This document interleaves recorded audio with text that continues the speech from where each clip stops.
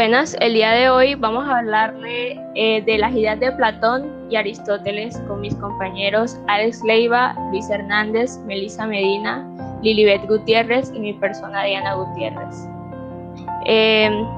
Mi compañera Lilibet le va a hablar de Platón. Buenos días, yo les vengo a hablar un poco sobre quién fue Platón. Platón fue fundador de la academia y gran parte de su vida la dedicó a enseñar en esta escuela filosófica. Fue discípulo de Sócrates y maestro de Aristóteles. Escribió sobre temas de filosofía, política, metafísica y educación. Platón fue uno de los más grandes filosóficos de la historia, considerado un pensador revolucionario, ya que se fue en contra del sistema y de las injusticias que hubieron en su época. Generó teorías para ordenar las cuestiones más esenciales del hombre. Su más grande influenciador fue Sócrates. Gran parte de su obra tuvo intenciones de generar cambios en el sistema político actual de su época, y muchos de sus escritos siguieron siendo estudiados más a profundidad mucho después de su época. A continuación les dejo con mis compañeros que va a seguir. Bueno, hablemos de la obra y legado de Platón.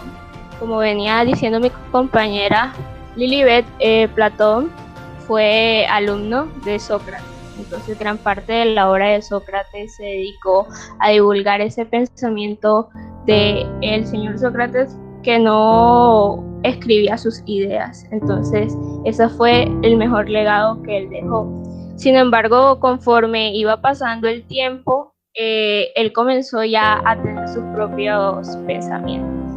El libro más famoso de Platón, el que ven aquí, que es la Apología de Sócrates, que fue, como ustedes ya saben, las últimas palabras de Sócrates cuando fue condenado por corromper a la juventud.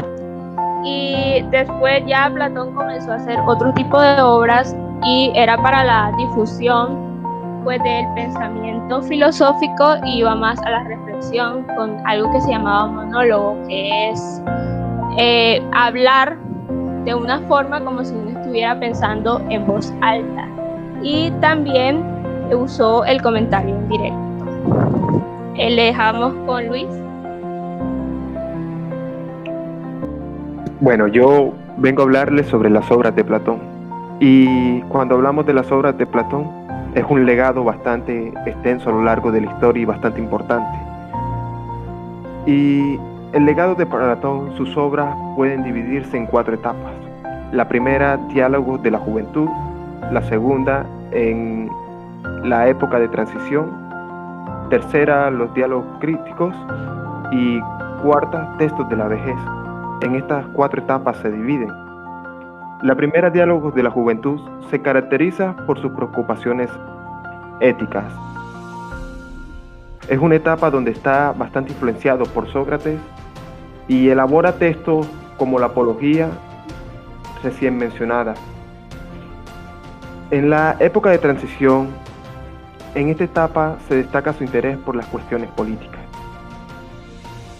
tiempo en la cual realiza su primer bosquejo de su teoría, la reminiscencia. En los diálogos críticos es una etapa marcada por la teoría de las ideas, donde desarrolla textos como El banquete, El Fedón y La República. Y por último, en los textos de su vejez, hace toda una revisión de todas las ideas anteriores que había tenido en sus etapas pasadas. La filosofía platónica es reconocida por ser una de las primeras que divide la materia del espíritu. Además, hace reflexiones sobre cuestiones que pasan en la naturaleza humana, sobre la pureza, el conocimiento, la inmortalidad y la importancia del aprendizaje, y también el desarrollo integral de los hombres.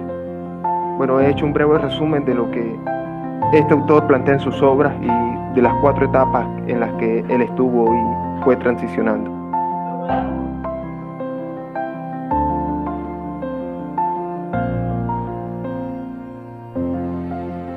Bueno, yo les voy a hablar de la teoría de dos mundos de una realidad. Esta es una teoría platónica en la cual Platón divide la realidad en dos mundos. El primero es el mundo sensible, que también se le llamó mundo visible, en el cual las formas y las entidades son captadas a través de los sentidos y viven en cambio permanente, es decir, que no tienen una estabilidad. Y el segundo es el mundo inteligible o el mundo de las ideas. En este se encuentran las cosas universales y eternas que están más allá del tiempo y del espacio. Bueno, para Platón, a partir del primero, el mundo sensible, percibimos las cosas, pero en realidad esas cosas no son más que una copia del original, el cual se encuentra en el mundo de las ideas, donde todo es perfecto y no cambia, es inmutable.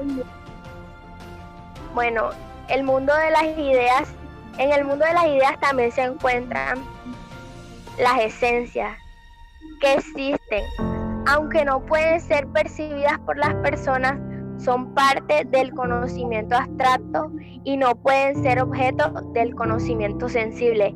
Es decir, que no pueden naturalizarse. Solo se puede tener conocimiento y acceder a esta a través de la razón. Por naturaleza, estas entidades son independientes y puras. Bueno, por otro lado, el mundo sensible se caracteriza por ser un mundo cambiante e inestable.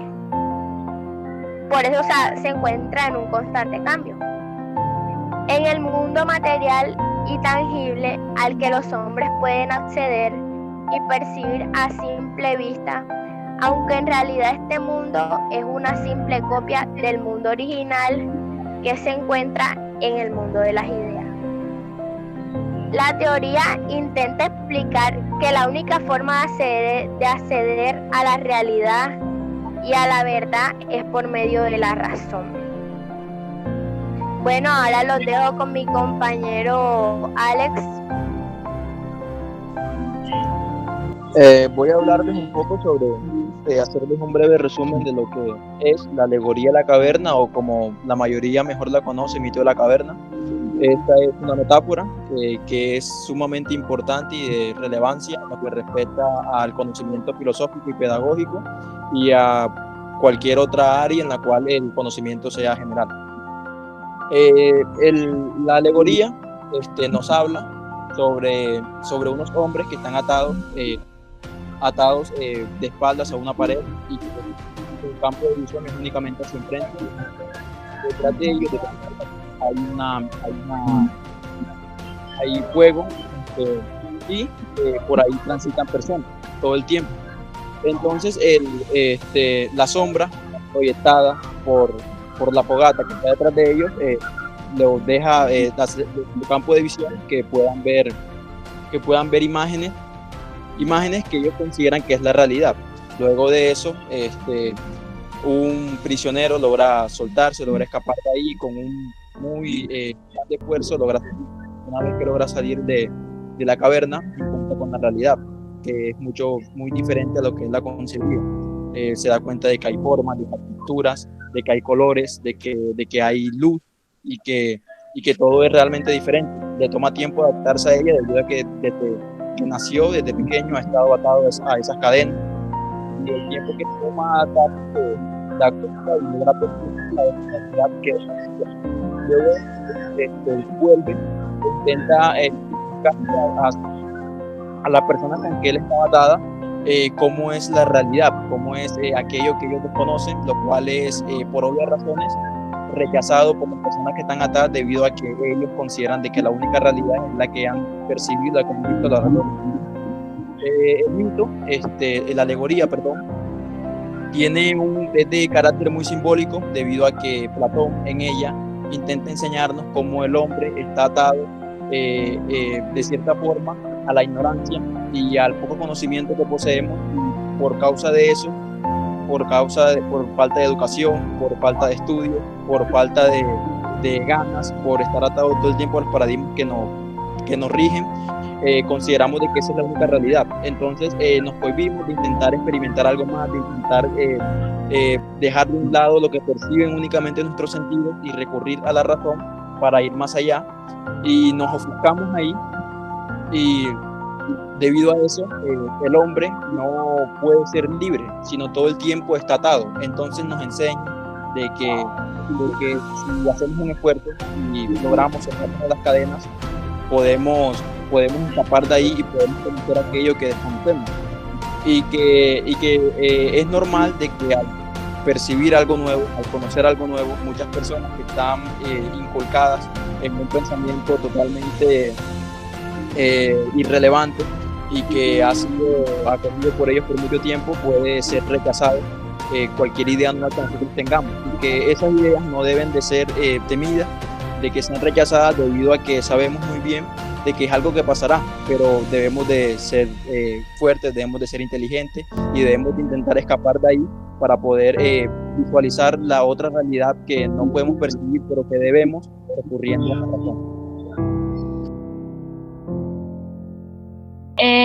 Ahora pasamos a Aristóteles, que como sabemos fue un gran pensador después de Platón, y fue el gran profesor de Alejandro Magno. Les dejo con mi compañera Lilibet.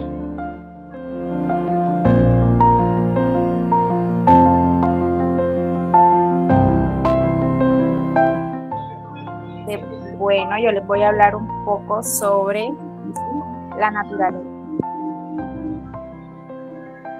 De la naturaleza. Para los filósofos antiguos, como Aristóteles y su maestro Platón, todas las cosas de la naturaleza están en movimiento. Todo cambia y queda silencio. Decía que en la naturaleza de las cosas estaban intrínsecos de cambio, que existen dos tipos: natural y artificial. El artificio es cuando se le imprime movimiento, como una patada a un balón, se mueve por ese movimiento externo. En cambio, el movimiento natural, los cambios dependen del organismo mismo, como el cambio que existe en los seres humanos. La naturaleza se identifica con el movimiento de las cosas, pero solo cuando ese movimiento es intrínseco, interno de ese mismo organismo o sustancia. El principio del movimiento, acto y potencia, este se refiere, sigue la misma línea del movimiento de las cosas de la naturaleza. Aristóteles decía que existen dos formas de ser o existir. Una depende del presente. Las cosas son lo que el presente nos indica. Lo que serán en el futuro aún no existe.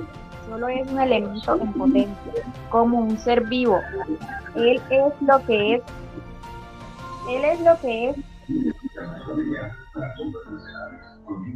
Como un ser vivo, él es lo que es en el presente. Lo que será en el futuro no es dado aún, y su futuro es incierto. Como cuando decimos que debemos vivir el presente porque el futuro es desconocido. Ahora continuamos con mi compañero. Bueno, aquí está el principio de movimiento, acto, potencia, que nuestra compañera nos está explicando. Luis.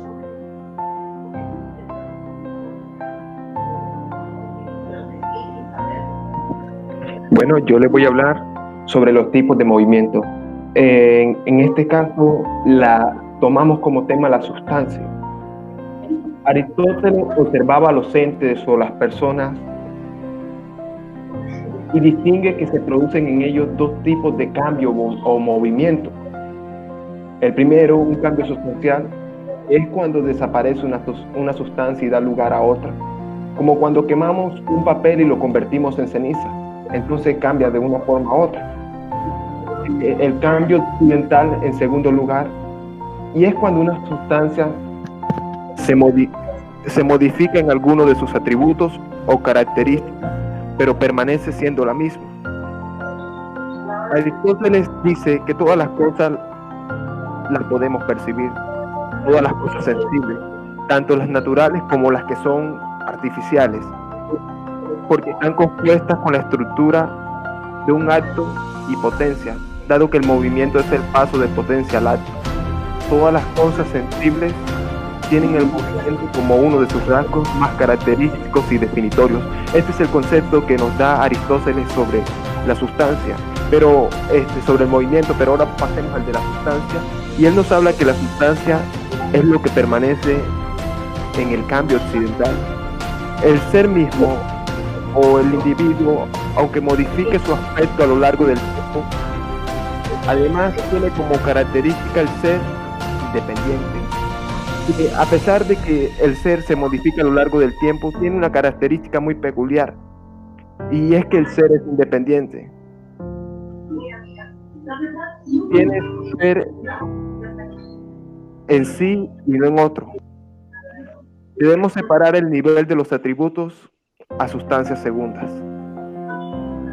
Por ejemplo, que son seres puestos que tienen realidad, pero que no pueden darse por sí mismos, sino que siempre descansan. Esto es lo que nos está hablando Aristóteles sobre la sustancia. Y también dice que el que tiene una existencia propia e independiente, como el ser Sócrates o ser una piedra, o sea que tiene una característica propia que lo define, es una existencia propia también. Eso es lo que nos habla sobre el movimiento y la sustancia y el cambio sustancial.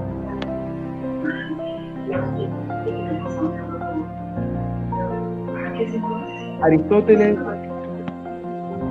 nos habla también de las causas del movimiento en la teoría hilemórfica. Esta teoría es bastante peculiar, y Aristóteles dice que la causa de todo principio del ser es aquello que depende de algún modo de la existencia de un ente. Para entender cualquier ente, fijamos en 4 aspectos fundamentales. Aristóteles nos dice que para entender cualquier ente hay 4 aspectos fundamentales. El primer aspecto fundamental es la causa material o aquello de lo que está hecho algo. La segunda, la causa formal o aquello que un objeto es en sí. Y en tercero, la causa eficiente o aquello que es producido ese algo, o aquello que ha producido ese algo. Y cuarto, podemos decir que es la causa final o aquello para lo que existe ese algo o lo que entiende o puede llegar a ser.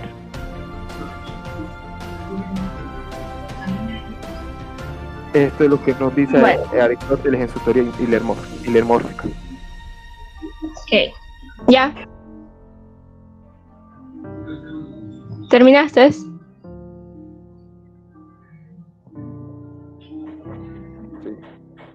Bueno, muchas gracias. Yo les voy a hablar de la concepción de Dios en Aristóteles. Como veníamos diciendo, Aristóteles cree que todas las cosas del mundo están compuestas por lo que se llama acto-potencia. Ya explicamos, el acto es el presente y la potencia es el futuro, lo que va a ser. ¿Qué quiere decir eso? Que la potencia no es o no existe, porque no es un presente. Por esa razón, podemos ver que todas las cosas están dispuestas a un cambio y a una muerte. Pero, ¿qué pasa? La naturaleza, aunque es la fundamentación de la realidad, se tiene que explicar de otra forma.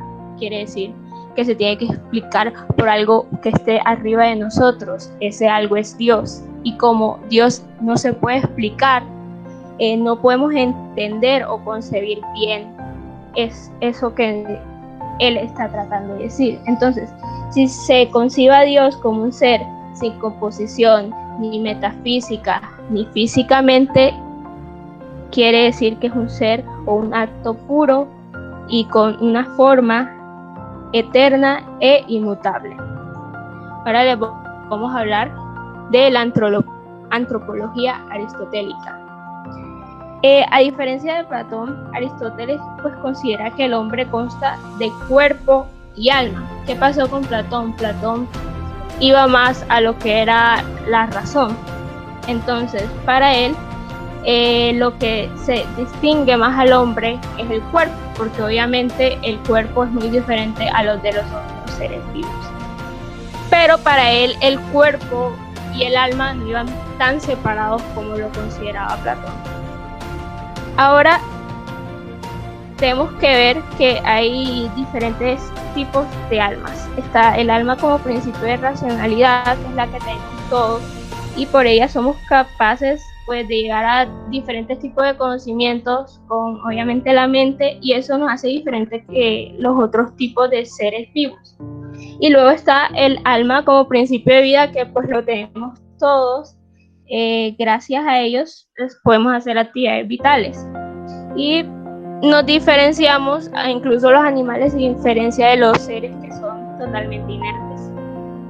Aunque todos los filósofos griegos aceptaron estas dos dimensiones del alma humana, les importaba unos aspectos más que otros. Dijimos que a Platón le importaba más la razón, pues porque nos acercaba más al ser divino y las cosas que tienen un poder más grande que nosotros. Pero para Aristóteles era más importante lo que era el cuerpo, y él tenía que aceptar que ese cuerpo también no estaba solo en los seres humanos, sino que esa dimensión también estaba en los otros seres vivos como los animales. Aquí en la diapositiva podemos ver que hay tres tipos de alma o partes del alma. Está la vegetativa, que la tiene pues las plantas, los animales, los humanos. Con ellas nos reproducimos, tenemos la nutrición y todos los tipos de cosas que son vitales. Luego está la sensativa, que es propia de los animales, los humanos. Un ejemplo de sensativa, deseo, el hambre. Aunque pues la nutrición es biológica, el deseo de comer es algo más sensativo, con el movimiento, los deseos sexuales, todas esas cosas. Y después está la racional, que es propia de todos los seres humanos y es la única que nos separa de todos los otros. Se ocupa del conocimiento y la racionalidad, es decir, es aquella que se encarga de llegar a las diferentes ciencias y nos acerca más a Dios. Bueno, voy a hablar acerca de la ética aristotélica. Bueno, Aristóteles definía la ética aristotélica como él buscaba enseñarnos a actuar en relación con las principales metas humanas. Él consideraba que las metas humanas eran el bien y la felicidad. Para Aristóteles, el bien propio del ser humano está relacionado con su esencia. Y ya que la virtud de la excelencia de lo natural para Aristóteles será básicamente la teoría de la virtud. Bueno, en el concepto aristotélico de virtud eran muy importantes dos conceptos. Estos son naturaleza y finalidad. La virtud de un objeto tiene que ver con su naturaleza y aparece cuando la finalidad se cumple en el objeto. Bueno, él dividió también como dos tipos de virtudes, que son unas virtudes intelectuales y la otra son virtudes morales. Bueno, en la primera, virtudes intelectuales, esta consiste en la perfección de la parte intelectual de nuestra alma. O sea, cuando el intelecto hace lo que su naturaleza apunta. Decimos que dicho intelecto es bueno y virtuoso En cambio, cuando el intelecto hace lo contrario a lo que su naturaleza dice, podemos decir que es un intelecto malo o vacío.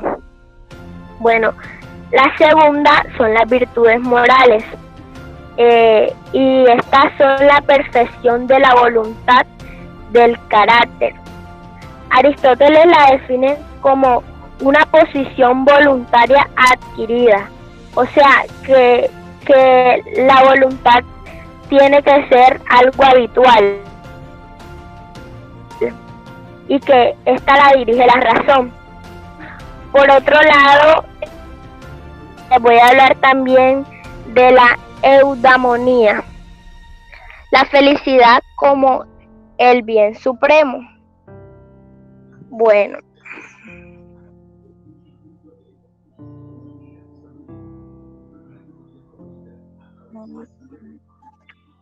Bueno, Aristóteles hace coincidir la felicidad en la adquisición de la excelencia del carácter y de las facultades intelectivas.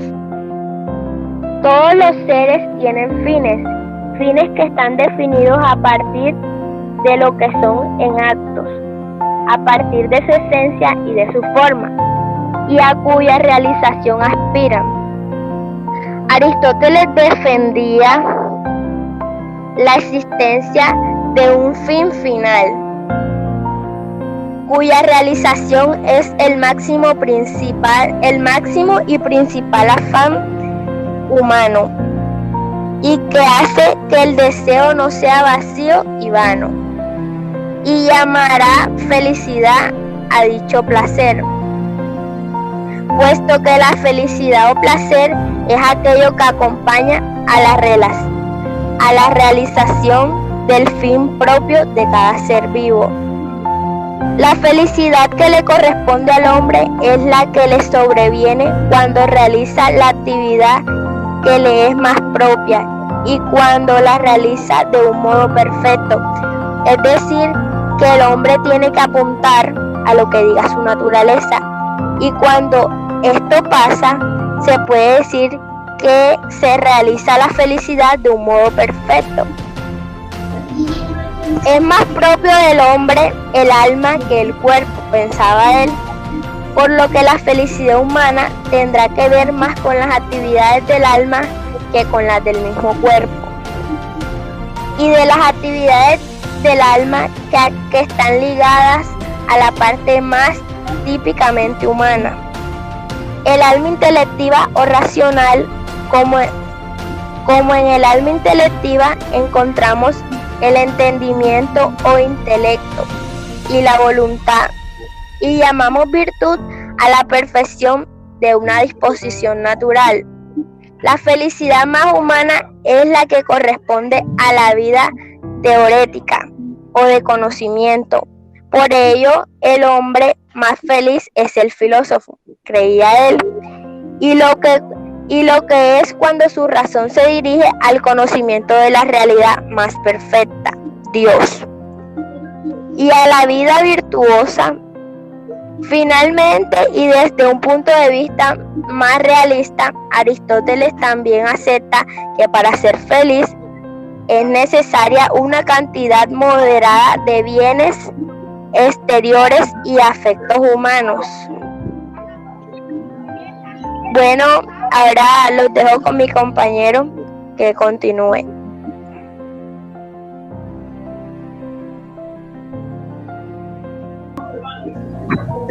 Hola, voy a hablarle un poco sobre política aristotélica, Estado, sociedad y cómo él definía el individuo que vivía ahí. Antes de comenzar a hablar sobre parte de lo que él concebía como un Estado político perfecto y cómo debía acogerse el ciudadano a cada Estado, hay que contextualizar un poco la época en la que vivió Aristóteles, que fue en la que y Grecia en general sufrió una serie de crisis debido a las batallas del Peloponeso y a la expansión de Macedonia. lo cual llevó a que estuvieran un poco en crisis debido a que hubo una gran destrucción tanto de tierra, tuvieron un poco, y las personas pobres fueron mucho más pobres. Aristóteles concibe como el Estado perfecto la idea de que sea gobernado por los aristócratas. ¿Por qué? Porque él sugería de que únicamente aquellas personas que tuvieran la capacidad y la solvencia económica para poder meterse de lleno en la política y la filosofía eran los únicos aptos y virtuosos para poder gobernar un Estado. Y gobernar un Estado era con el fin de llevar al hombre a ser feliz. Cuando Aristóteles habla de Estado y ciudadanos, y dice de que el individuo es social por naturaleza, y dice de que es concebido por Aristóteles dentro del marco social en que vive. El hombre, desde su existencia, tiende a comportarse socialmente predeterminado por sus necesidades materiales, es decir, es un animal político, pero aparte de ser un animal político, también es un ser racional, y es una dualidad muy interesante que lleva a creer Aristóteles de que la capacidad que tienen para juntarse entre sí es porque por un bien común, y aparte del bien común también porque tienen la racionalidad suficiente para actuar conjuntamente y llevar un bien propio, un bien común y propio. Aristóteles también habla sobre la base del Estado. Dice de que la base primera sería la familia. La familia vendría siendo el hombre, la mujer, los hijos y el esclavo. Decía de que el hombre era el único que tenía poder político. La mujer, el esclavo y los niños estaban impedidos por un hecho natural y por poca virtud, falta de virtud, y de que esa composición era únicamente con fines reproductivos. Y de ahí esa composición venía la tribu. La tribu era era un conjunto de familias que lo llevaba a un bien común con tal de conformarse y así lograr económicamente una estabilidad. Y a partir de esa estabilidad era que venía el Estado. Aristóteles señala de que tanto la mujer como el esclavo son seres incompletos, no tienen la capacidad suficiente para gobernar y no deberían hacerlo por hechos de naturaleza, lo cual sin ánimo de cometer una equivocación en estos momentos sería sin duda alguna una total polémica. Cuando Aristóteles habla de poder político, cuando Aristóteles habla de constitución y gobierno, dice de que la constitución es el cuerpo material del Estado y es de suma relevancia porque es con ella que se logra el fin, son las leyes que se imponen para que el bien común pueda ser realizado correctamente. Y dichas leyes deben ser ejercidas sean capaces de lograr.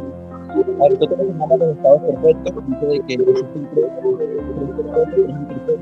Los perfectos serían la monarquía, la república y la aristocracia. Entre ellos resalta la aristocracia porque el aristócrata, y entre los imperfectos está la tiranía, la oligarquía y la democracia. Por razones obvias, decía de que tanto las personas de clase social baja no tenían la capacidad ni la virtud para poder gobernar debido a que no podían tener una solvencia económica suficiente para poder vivir y meterse de lleno en la política, como que necesitaban trabajar. Y una persona que no pudiera estar a 100% en labores filosóficas y políticas no debía de ser gobernador ni legislador. También señala el Estado y las clases sociales. Aparte que en un Estado el labrador, artesano, comerciante, mercenario, guerrero, sacerdote, Estado juez, que es quien diga los negocios del Estado. Dice que los cuatro primeros, labrador, artesano, comerciante y mercenario, no deben de ser considerados como individuos capaces de legislar, sino de pertenecer a un Estado de tal forma que puedan participar activamente.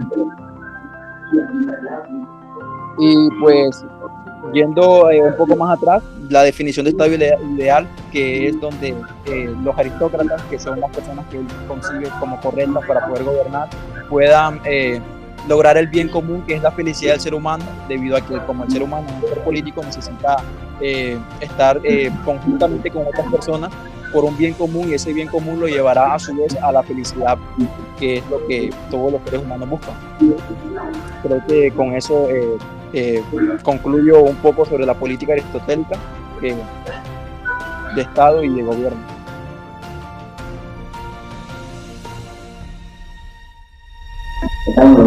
Bueno, en conclusión, ya hemos terminado y resaltado un poco las ideas más importantes de los dos pensadores, que son sumamente trascendentales en lo que respecta a la filosofía y cualquier otra área del conocimiento en la cual se estudia el ser humano y la gnosis en general. Nos despedimos como estudiantes de la Universidad Atlántico, nos sentimos satisfechos y muchas gracias por cuando nos vayan a escuchar y adiós.